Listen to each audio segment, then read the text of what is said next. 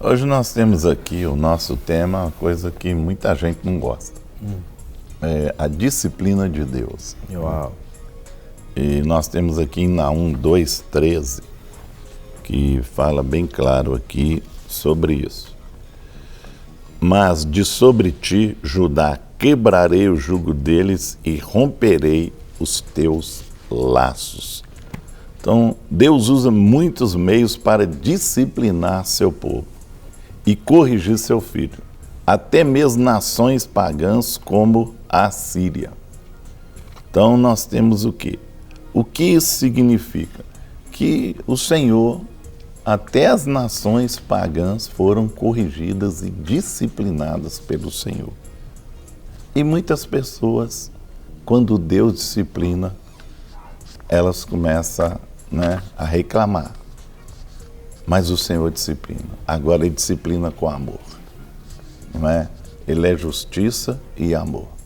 Toda a disciplina de Deus é para te resgatar. Deus não quer perder ninguém. Por isso que Ele disciplina para o seu bem. Não é isso?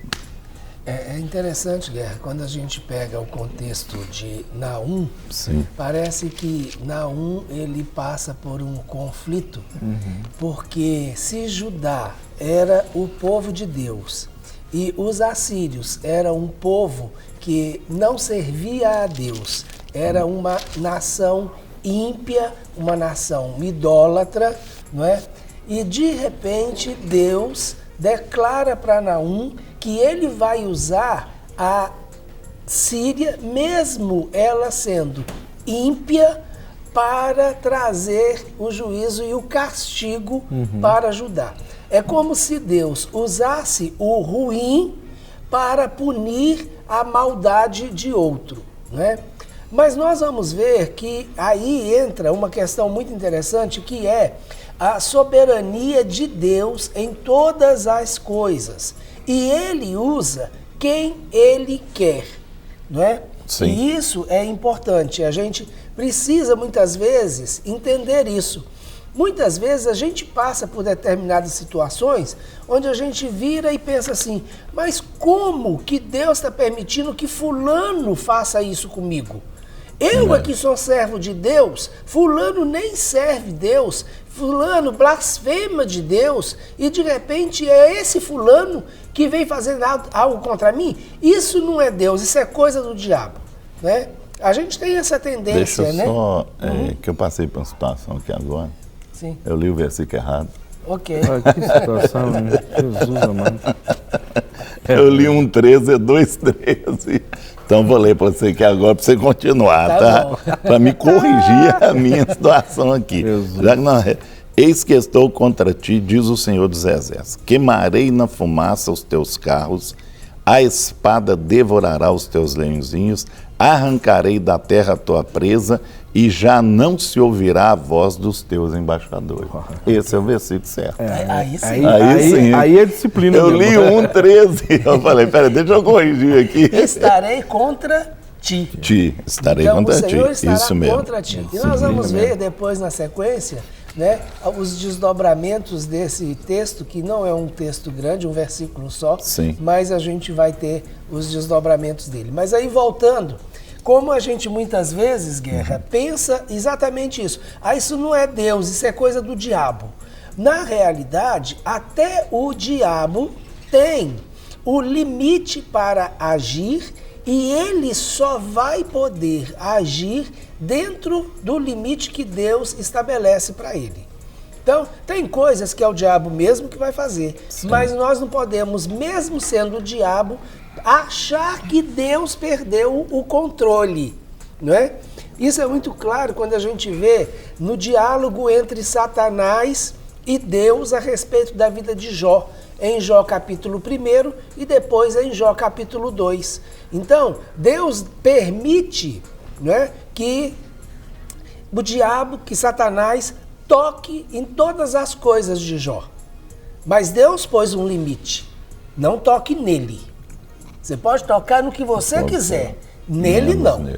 Depois, num outro momento, Deus estabelece um outro limite. Quando Satanás reivindica, né? Pele por pele, osso por osso, Então, aí Satanás diz, então ok, Deus diz para Satanás, entendi que você quer tocar agora nele, porque você viu que tocar nas coisas ao redor não resolveu. Sim. Né? Então pode tocar nele, mas a vida dele não está nas suas mãos, a vida dele está nas minhas mãos. Então a vida de Jó continua nas mãos de Deus. Né? Então Deus põe um limite. E muitas vezes, no caso de Jó é um caso especial, porque na realidade Jó ele não foi punido, né? Ele foi provado, e uma prova em que ele nem tinha necessidade de passar, né? Se a gente for olhar na realidade, foi mais uma prova para Satanás do que uma prova para o próprio Jó. Né? Porque Deus sabia que Jó era justo, mas ele argumentou com Deus e Deus então deixou Satanás provar Jó para ver o quanto Satanás estava errado.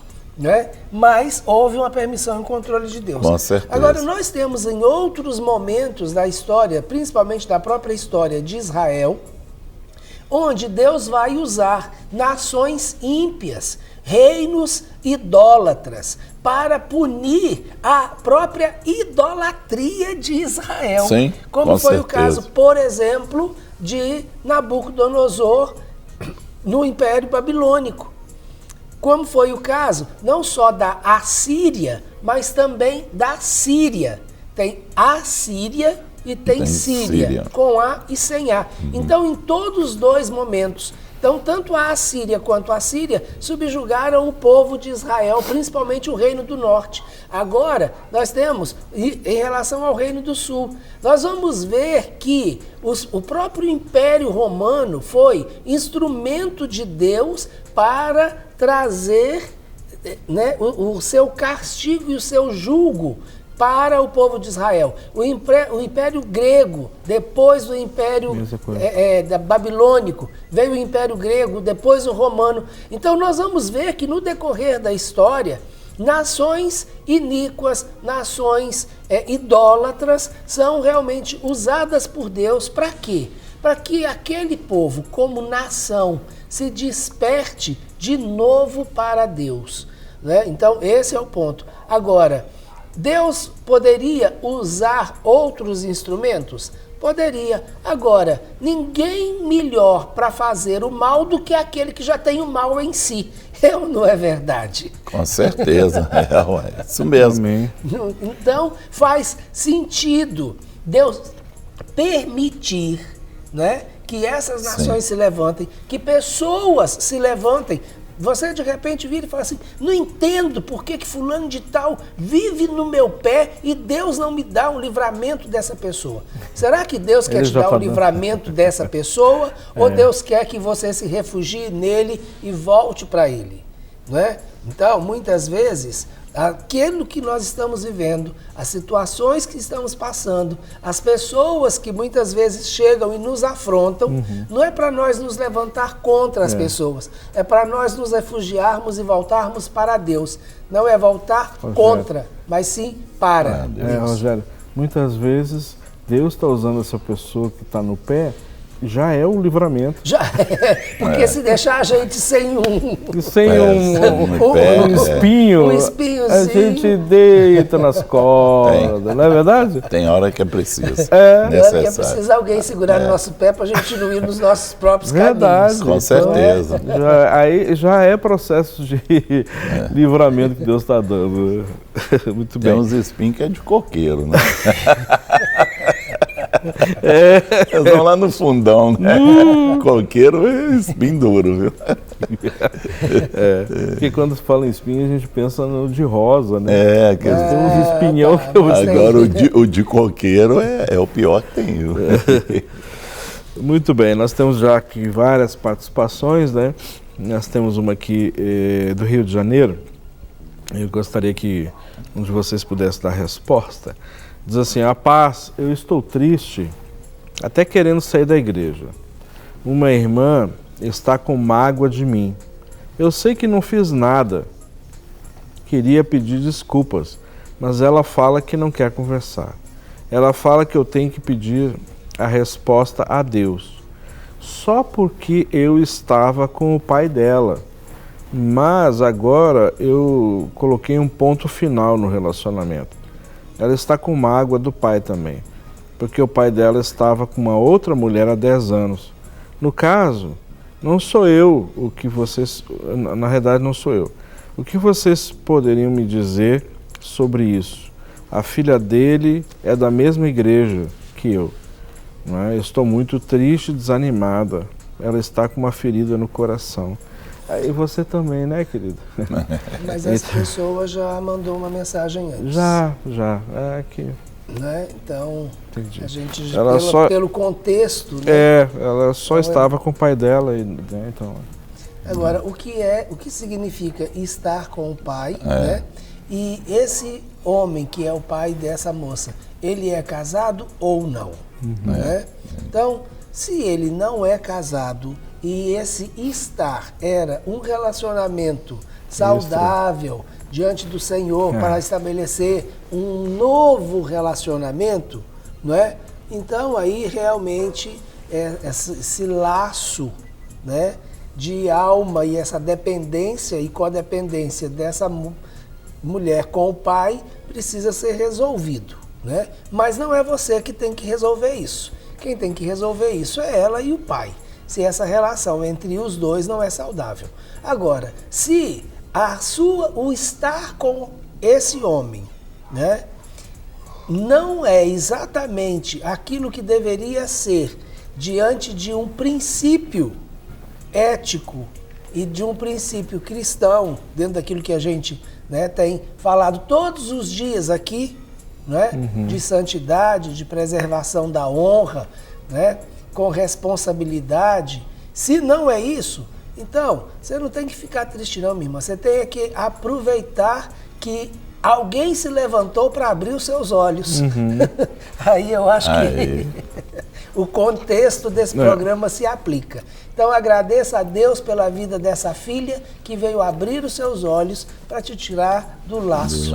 Né? Isso mesmo. Exatamente. Com certeza. Olá, pastores, bom dia. Sou casada, muito bem casada, há 23 anos. Esses anos todos tenho orado pela minha sogra, que sempre me maltratou, mas jamais deixei de orar por ela. Agora, desta vez, cansei. Ela passou dos limites e até o meu marido ela maltrata. Sempre, só pensa nela. Agora deixamos ela de lado e parei de orar. Só pedi a Deus que tenha misericórdia dela. Me dê um conselho. Parar de orar, eu acho que você dividir, continuar orando para ela. Pelo menos orando para a salvação dela, né? Para Deus alcançar o coração dela, né? Abrir a mente dela. Eu acho que você tem que orar nesse sentido. E se ela está te maltratando, você está orando, imagina você parando de orar. Aí que vai piorar mais, né? Então, continue orando, não é? Se parar de orar, aí que vai enfurecer mais, vai te atacar mais. Então, continue orando, viu? Não para não. Deixa Deus fazer a obra lá na sogra. Bom dia a todos vocês. Hoje espero ter a sorte de minha mensagem ser lida, pois estou mandando, mas não está dando tempo. Mas tudo bem, não desisti. Ótimo, tá vendo? Tá vendo? Olha só. Peço oração para os meus familiares, em especial filhos e netos, minha saúde por causas que estão na justiça.